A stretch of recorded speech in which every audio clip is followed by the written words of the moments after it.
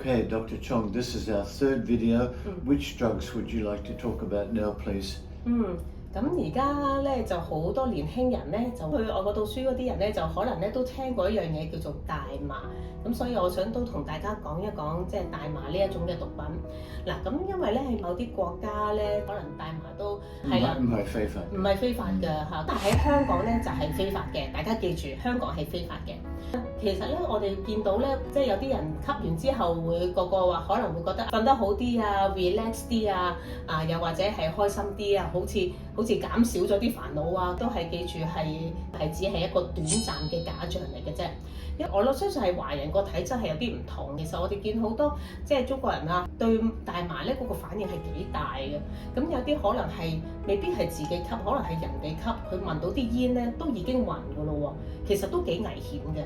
如果你冇喺一啲嘅地方，身邊都係一啲陌生人，咁但係你突然暈咗嘅時候咧，咁真係就即係危險嘅就係自己㗎啦。佢哋會即係聞到啲大麻咧，都會係輕飄飄或者咧真係可能神志唔清醒一段時間，都係我哋要防範嘅嘢啦。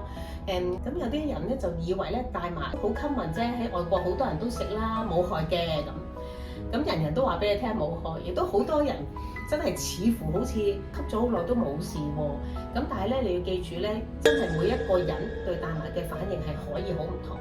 有人好似吸咗好似冇事，但係咧有啲人真係一吸咗咧，就可能咧唔單止話會即係神志不清啦，會暈啊，甚至係有一啲嘅嚴重啲嘅狀況咧，就係幻聽幻覺。Open the door to stronger drugs. 係啦，亦都係咧好多時因為咧接觸過一個大麻之後咧，咁你有咗個途徑嘅時候咧，就好多人會走嚟同你 sell 唔同嘅 drugs 啊，所以亦都係好危險咯。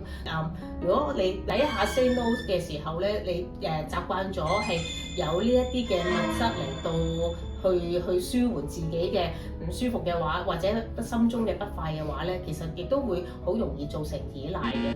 咁所以咧呢個都係一個嘅危險嘅地方咯。我哋都有時會見到一啲年輕人咧，真係吸咗大麻之後咧，係會有一個精神分裂嘅狀況嘅。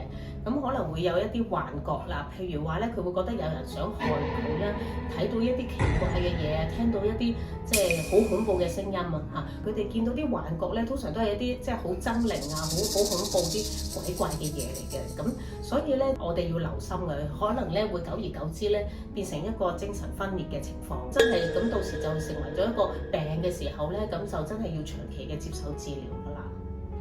All drugs very dangerous. 係啊，真係啊，每一隻都有佢危險嘅地方，所以我哋先至嗌佢做毒品咯。原本係適當咁用，可以係有醫藥嘅功效，但係唔適當咁樣用，濫用咗咧就係毒㗎啦。Dr. Chong, thank you.